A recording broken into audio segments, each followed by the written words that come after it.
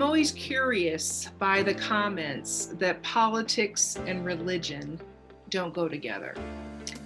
If in fact someone deeply believes this, I suspect they haven't really read the gospel of Jesus Christ. Jesus is killed by Rome. Jesus is killed by those in politics. He's a threat to their political system. He's a threat to their political power structure. He's a threat as he seeks to liberate those who are oppressed, those who live in a caste that is not allowed access to the powers and privileges of the day. I have an important announcement.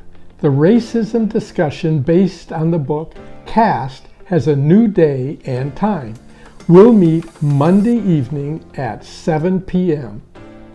To read the gospel is to engage in a politic.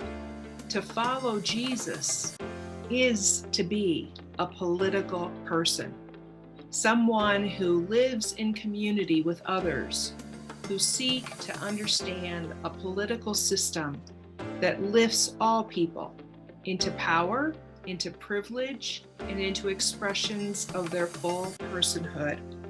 In our social principles, which guide our United Methodist Church and our community in thinking about how we live socially, relationally, emotionally, and spiritually with one another, it says that while our allegiance to God takes precedence over our allegiance to any state, we acknowledge the vital function of government as a principal vehicle for the ordering of society.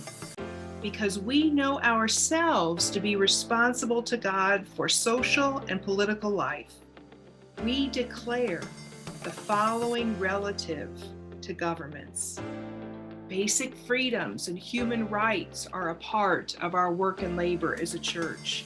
Political responsibility, church and state relations, freedom of information, education, civil obedience and civil disobedience, understanding the death penalty and other criminal and restorative justice issues in the context of our faith, understanding our military service in the context of the way that God seeks for us to live as peacekeepers and those who seek unity of all peoples.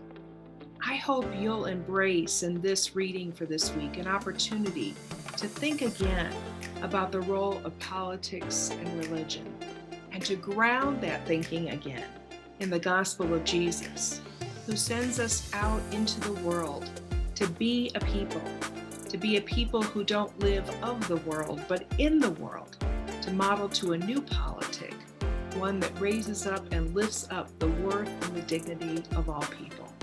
Have a great study this week.